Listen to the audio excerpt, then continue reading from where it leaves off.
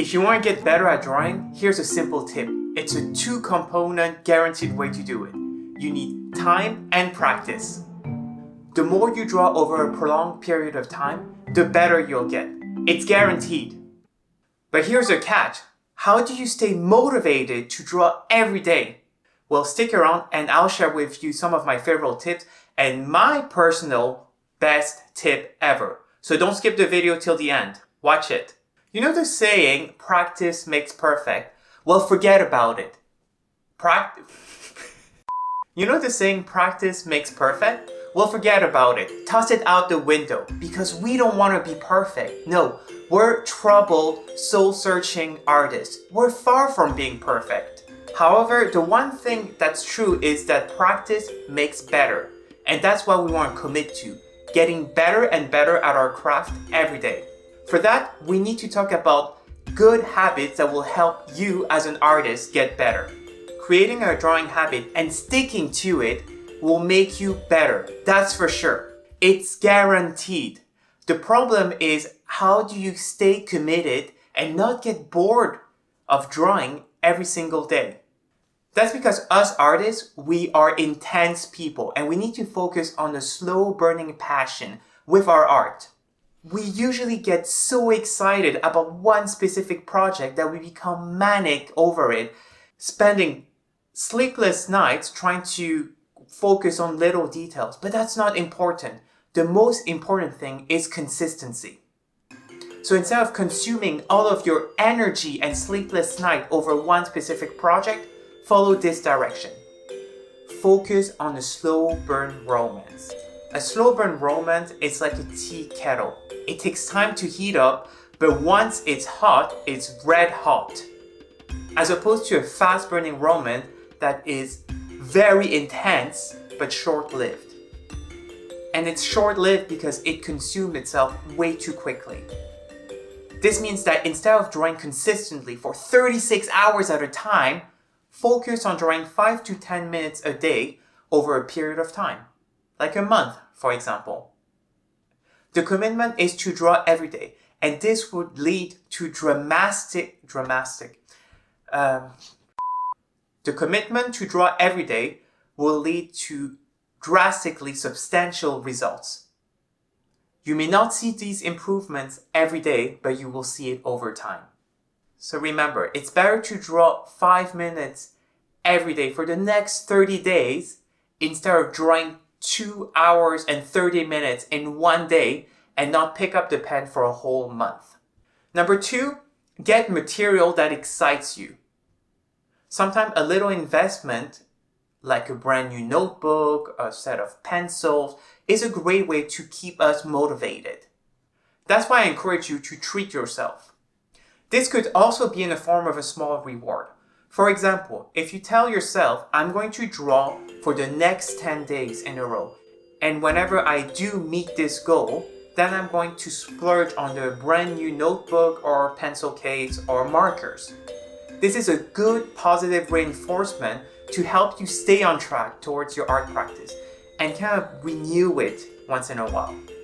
If you're really into digital art, I would recommend that you buy an iPad Pro to get started with your digital practice.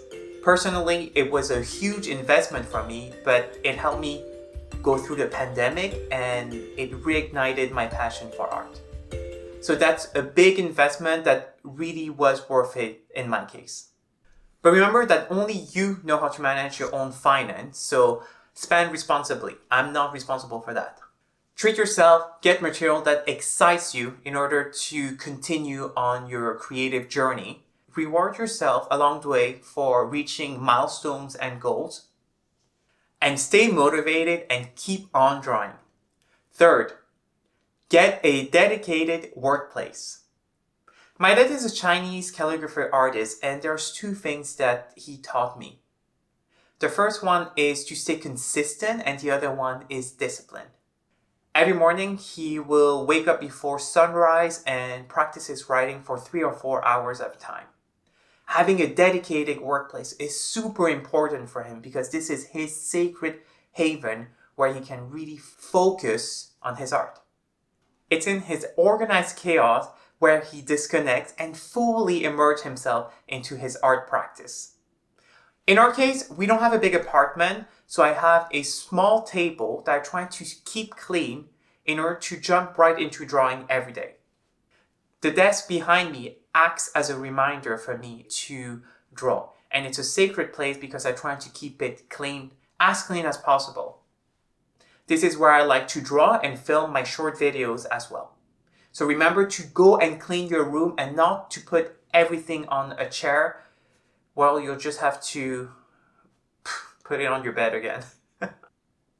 So then I can just easily sit back and start focusing on drawing. Drawing is not only about the final result, it rarely is. It's really about the process. For me, it's also highly therapeutic because it's my way to escape from this hectic world where we live in. When I draw, I need to be comfortable, so I usually wear a pair of sweatpants, have a warm beverage on my side. Lately, I've been obsessed by wearing my Squid Game outfit pants that we bought for a Halloween costume, but it's quite comfortable, so I'm recycling it.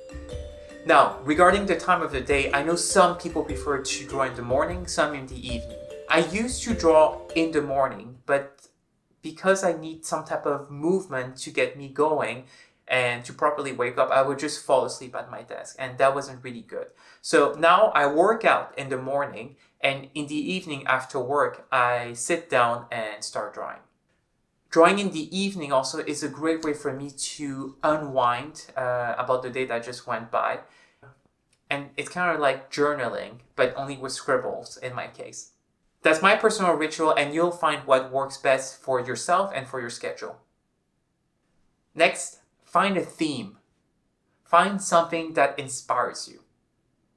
As promised, I told you that I will share with you my personal favorite tip ever. Now, the main reason why artists usually fail at being consistent and drawing every day is not because they're not dedicated. No. But it's because we run out of inspiration. And if we're not inspired, we don't want to do the work. Because the creative mind is a tortured and complicated soul. Also, for us artists, nothing is scarier than a blank sheet of paper. But listen, you cannot wait to be inspired in order to start drawing. In fact, the more you draw, the more inspired you will get. So my tip is for you to create a specific theme, something that you will draw every day, and stick to it. It's simple. For example, when I got my iPad, I decided to draw 100 days of happiness, meaning I will draw something that makes me happy every day for 100 days in a row. Over the course of this exercise, my brain started to think differently. And throughout the day, I will start thinking about things to draw in the evening.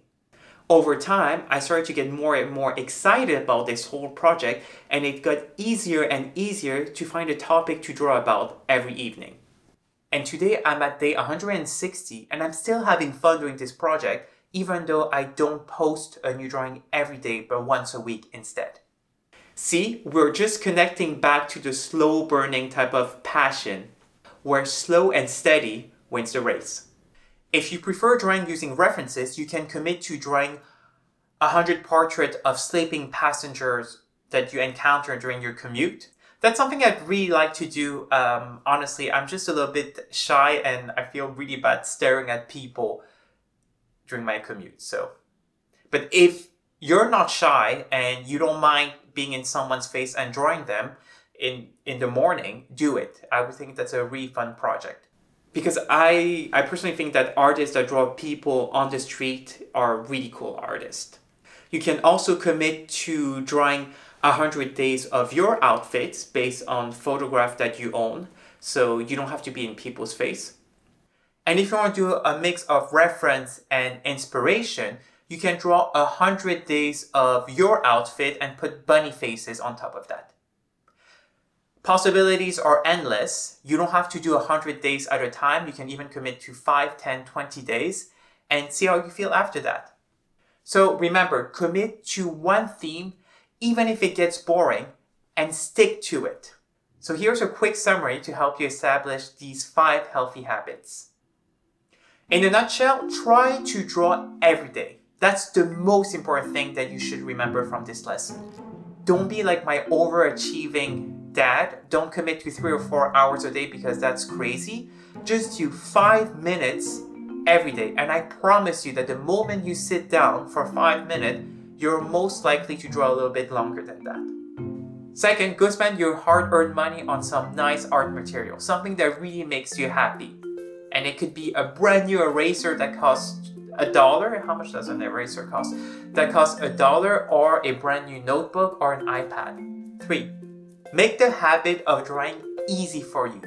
Make it enjoyable, make it inspiring. The easiest way for me to do so is by creating an environment that is inviting for me to do so. By having a dedicated workspace that is always clean and ready. Having your workspace always clean is also a great way for you to avoid spending too much time cleaning it. Because I've just learned recently that cleaning is a type of procrastination as well. Otherwise, you end up spending 30 minutes just cleaning, wiping, bringing your mugs back to the kitchen, and you lose the interest of drawing. 4. Enjoy the process. Have a nice beverage by your side, wear comfortable sweatpants, listen to your favorite podcast while you draw. This is your time to unwind. Another extra tip is to get rid of your phone while you draw.